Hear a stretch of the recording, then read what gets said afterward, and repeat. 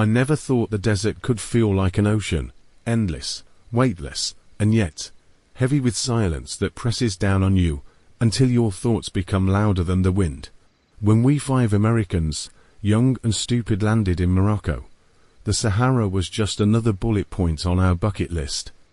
A photo opportunity, something to show off when we got back home. We weren't searching for ghosts. We weren't looking for a history. But the desert has a way of finding you, no matter who you are or what you think you want. We rented 2 jeeps in Marrakesh, bought cheap tents and water containers from a roadside market, and drove south 4 hours, chasing the idea of adventure. The roads narrowed into dirt tracks, the sand swallowed the wheels, and the mountains in the distance melted into the horizon. There was me, Mark, a 23-year-old with nothing more than a worn journal and a camera I barely knew how to use. There was Tom, my roommate back in college, loud and full of bravado. Sarah and Jessica, inseparable friends with the kind of laughter that made you feel safe. And then Daniel, the one with a permanent smirk, the guy who always insisted on taking the lead. We thought we were explorers. Truth is, we were children walking into a graveyard without knowing it. The locals had warned us. At a roadside cafe on the edge of Zagora, an old man sat near us, sipping mint tea. His skin looked like sand baked into leather, and his eyes never left our table. When Daniel, in his broken French, told him where we were heading, the man shook his head slowly. "Not there," he muttered, tapping the wooden table with a bony finger. "La nuit, mauvais. At night. Bad." Sarah asked what he meant, but he just stared, then said something about drums in the sand. We laughed it off. It sounded like superstition. By the time the sun dipped behind the dunes, we had pitched our tents in what felt like the center of nothingness. The sand was cold under my palms as I hammered the stakes. Above us, the sky wasn't a ceiling, but a wound, ripped open to show every star bleeding light into the blackness. We made a fire. Tom turned up a Bluetooth speaker, blasting rock music into the night. The flames crackled, shadows stretching like claws across the dunes. We drank warm beer, passed around a flask of whiskey, and felt invincible. But the desert doesn't forgive arrogance. It was Sarah who noticed first. She stopped laughing mid-sentence, her gaze fixed on the horizon. "Do you guys see that?" she whispered. We followed her stare. Far out, where the dunes dipped into darkness, faint light shimmered. At first I thought they were stars, but no, these lights moved, weaving across the sand like lanterns in a slow procession. "Probably other campers," Daniel said, brushing it off, but then came the sound. A low, steady thump that rose and fell with the wind, like a heartbeat. No, like drums, ancient, rhythmic, echoing from everywhere and nowhere at once. The hair on my arm stood up. Tom laughed nervously. "Some desert rave," he joked, though his voice cracked. But the lights kept moving closer. That night, none of us slept much. The tents felt like paper shields against something older than time. I lay awake, the sand cold beneath my sleeping bag, listening. The drums would fade, replaced by silence, so deep I could hear my pulse. Then, just as I drifted off, they would return closer, sharper, as if circling us. At some point, I heard footsteps outside. Soft, dragging through sand, I held my breath. A shadow brushed against the fabric of my tent. I wanted to call out, but my throat was tight, and when I finally dared to unzip the flap, nothing was there. Just dunes, endless and indifferent. By dawn, the lights had vanished. The sun rose like a blade, cutting the sky with orange fire. We laughed it off again, because that's what we did when fear crept in. We smothered it with jokes and shrugs. But the desert remembered. The second night was worse. The fire burned lower, and the whiskey was gone. Sarah and Jessica huddled together, whispering. Tom sat closer to me than usual, pretending to check his phone, though there was no signal. Then Daniel stood. "I'm gonna see what's out there," he announced, grabbing a flashlight. We tried to stop him, Sarah begged, her voice shaking. But Daniel was always the one who needed to prove himself. He grinned, lifted the beam across the dunes, and walked toward the horizon where the drums had begun again. His silhouette grew smaller, swallowed by the desert. The flashlight bobbed like a firefly in the dark, and then the beam dropped, a scream cut through the air, sharp, human, and then silenced. We froze, none of us moved for what felt like hours. Finally, Tom whispered, We have to go after him." But the desert was quiet again, too quiet. No drums, no wind. Just silence thick enough to choke on. We argued, Sarah cried. Jessica insisted we wait until morning, but when dawn came, Daniel didn't. His footprint stretched across the sand, then ended, as if he'd been lifted away. The flashlight lay cracked and dead on the ground. That's when we found the bones. A half-buried circle of stones, not far from camp, inside of which lay fragments of human remains, ribs, a skull bleached by the sun, teeth scattered like seeds. Symbols carved into the stones, faded, but still sharp, spirals, lines, something like eyes staring. Jessica gagged. Sarah clutched my arm so tight her nails drew blood. Tom whispered, "What the hell is this place?" I didn't answer, because in that moment, the wind shifted, and I swore I heard whispers beneath it. Voices not in English, not in French, but older, rising with the sand. And I realized the old man in Zagora had been right. The desert at night wasn't empty. It was waiting. We should have left right then. Packed the jeeps and driven until the sun boiled us alive if we had to. But we didn't, because when we returned to camp, our jeeps were gone. Not stolen, not driven away. The sand where they had been parked was smooth, untouched, as if nothing had ever been there at all. And that's when I knew we weren't guests in the Sahara. We were sacrifices. We didn't scream when we realized the jeeps were gone. We couldn't.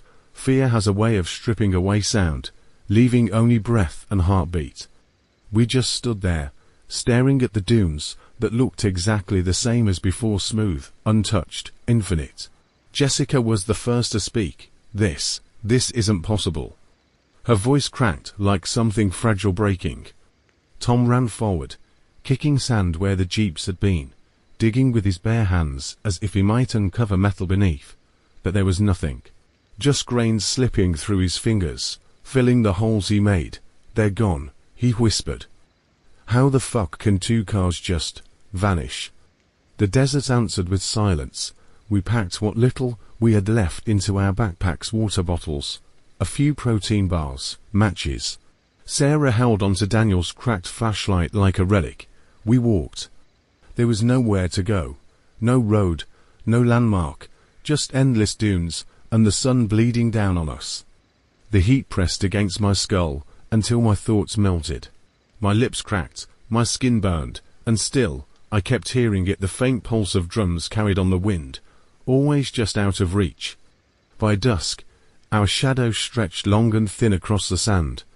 Jessica stumbled and fell to her knees, sobbing. Tom pulled her up roughly. "We can't stop. We stop. We die here." But even as he said it, I saw the fear in his eyes. He wasn't leading us anymore. He was trying not to fall apart. That night, we didn't make a fire. None of us dared. We huddled in the dark, the cold sand biting through our clothes. Sarah whispered prayers into our hands. Jessica muttered Daniel's name over and over, as if saying it might summon him back, and then drums, closer than before. The sound rolled across the dunes, deep and steady, and with it came lights, lanterns, torches, whatever they were, flickering in a slow circle around us. I froze. My breath came shallow. Figures moved between the lights. Tall, cloaked, faceless shadows that walked without hurry, as if they already knew we had nowhere to run. Jessica screamed. Tom clapped a hand over her mouth, eyes wide, shaking his head violently. We crouched lower, praying they wouldn't see us, but the shadows didn't come closer. They just circled, the lights weaving hypnotically, the drums pounding until I thought my skull would crack. And then, just like that, they were gone. The silence that followed was worse than the noise. By morning, Jessica was gone. Her sleeping bag lay empty, her backpack still beside it. The sand around where she'd slept was smooth, no footprints, no struggle. It was as if she had been lifted into the air and erased. Sarah broke then. She screamed until her throat bled, clawing at the dunes, begging for someone, anyone, to give her friend back. Tom held her, but his hands shook violently. "We're leaving," he said. His voice was hoarse. We walk until we find something, anything." So we walked again. The sun was merciless, my vision blurred. At times, I thought I saw water shimmering in the distance, or cities made of glass rising from the dunes. But whenever I blinked, they were gone. By midday, Sarah collapsed. Her face was red and blistered, lips split, eyes glazed. I poured the last of my water over her mouth, but she barely swallowed. And then, the drums again, Tom cursed, spinning in circles, searching for the source. The sound was everywhere, inside our heads, vibrating in our bones. That's when Sarah opened her mouth. But it wasn't her voice that came out. A guttural chant spilled from her throat, harsh and rhythmic, in a language none of us knew.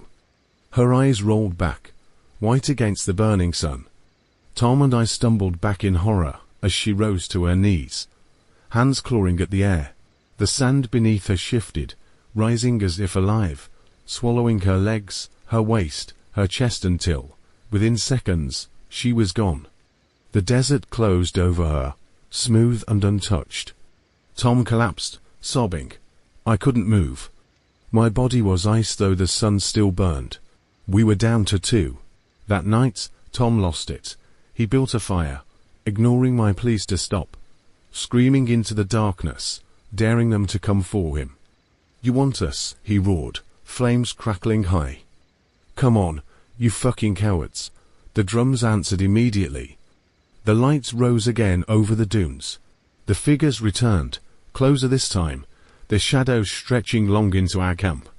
I grabbed Tom's arm, but he shook me off, standing tall, face twisted with rage and terror. He hurled a burning log into the dark. The figures stopped. For a heartbeat, silence reigned. Then one of them raised its hand. The ground beneath Tom split open, with a sound like tearing fabric. Sand poured downward, a gaping maw swallowing everything in its path. Tam screamed, arms flailing. And then he was gone, sucked beneath the earth as if he'd never existed. The ground closed, smooth, silent. I was alone.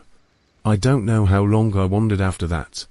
Days blurred together, my throat burned, my skin peeled. My thoughts unraveled until I couldn't tell if I was walking or dreaming. Sometimes I saw the figures in the distance, watching. Sometimes I heard Daniel's voice, Jessica's laugh, Tom's curses. But when I turned, there was nothing, always nothing. At night, I lay under the stars, listening to the drums that never stopped now. They were inside me, echoing in my chest like a second heartbeat. On the 5th or maybe 6th day, I stumbled upon the ruins. Half-buried stone pillars jutted from the sand, carved with the same symbols we'd seen before, spirals, eyes, circles. In the center, a pit lined with bones, hundreds of them, cracked and dry, jaws open in eternal screams.